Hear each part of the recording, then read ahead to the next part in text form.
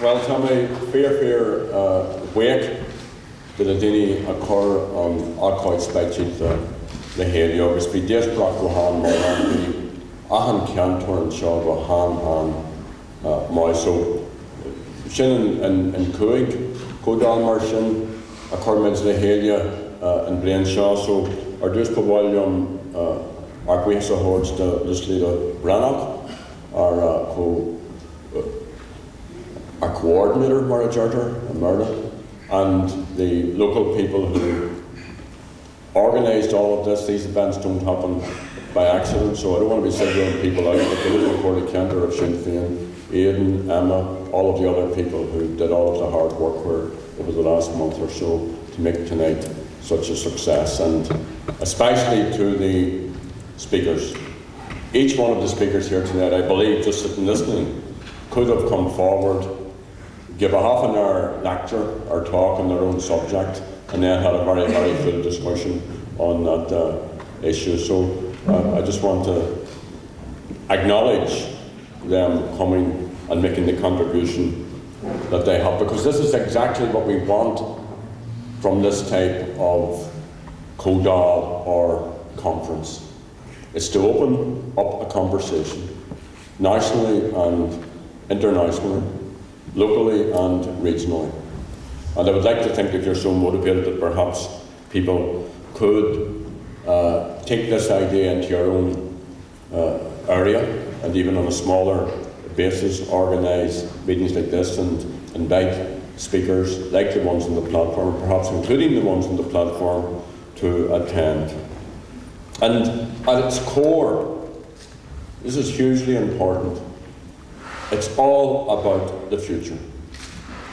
At its core, we're talking about what way we want to be in the time ahead. Now, as John McAllister has reminded us, the plan for the future, of course we have to deal with the past. And Sinn Féin has never shied away from this, whether on the issue of victims or indeed on any other issue. And dealing with the past isn't easy.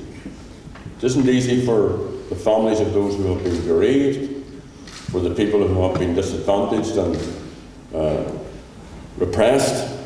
And there's actually little agreement at political level.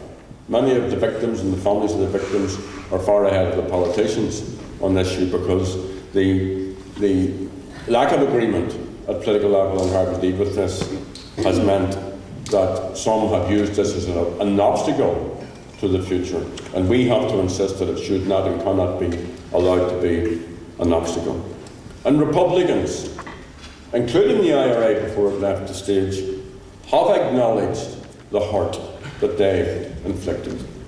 And Sinn Féin has put forward proposals to both governments, to victim support groups, and to other political bodies for an independent international process for dealing with all of the issues arising from the conflict, with due deference to all of the victims, including victims of the British state and unionist paramilitaries, as well as the IRA. But I want to very, very much welcome John McAllister's contribution here this evening in the presence of other unions at this event. Unionists are 20% of the population of this island. That's a real political force. And there are others who may not share their position on the union, but who do share their centre-right philosophy across the island.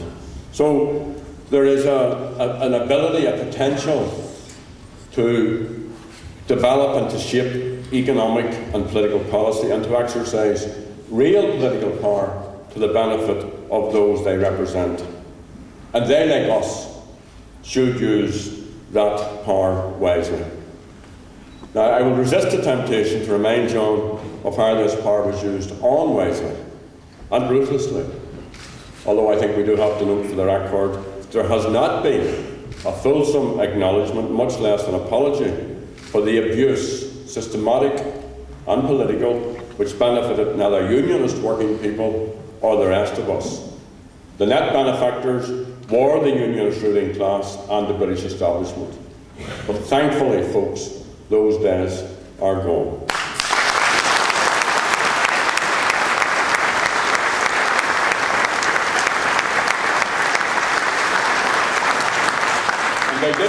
because Big House Unionism woke up one morning and said, let's sort all this out. They're going because good people made a stand and refused to accept anything less than equality.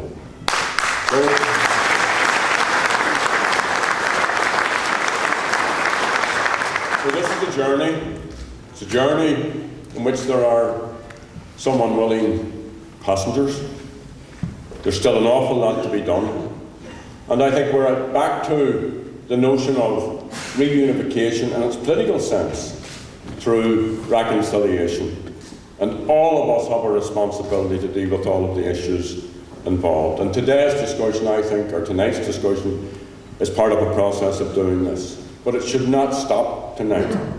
Let's find other ways to talk about all of these matters, to discuss different possible governance arrangements, to include perhaps federal arrangements as part of a transitional notion of moving forward, or as governmental systems on their own right. And let's talk about the issues of identity. I know, sort of any full-blooded Gael, when somebody stands up and says, I'm British, it's baffling. Now, but that's a legitimate position. So we have to open our heads up to that someone has that position and find out what it means.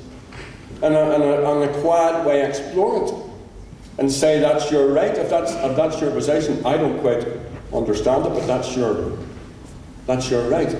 And that means proactive listening as well as talking. So let's talk about Britishness or Irishness and any notion that there used to be of Irishness. Let's talk about republicanism. See, the state down there is not a real republic. Never was.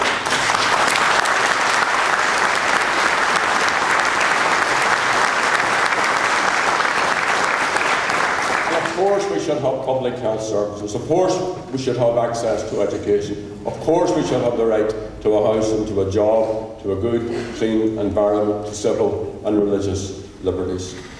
Let's see how we can shape all of that out. And let none of us forget that the founding fathers and mothers of Irish republicanism were Protestants, including this kind of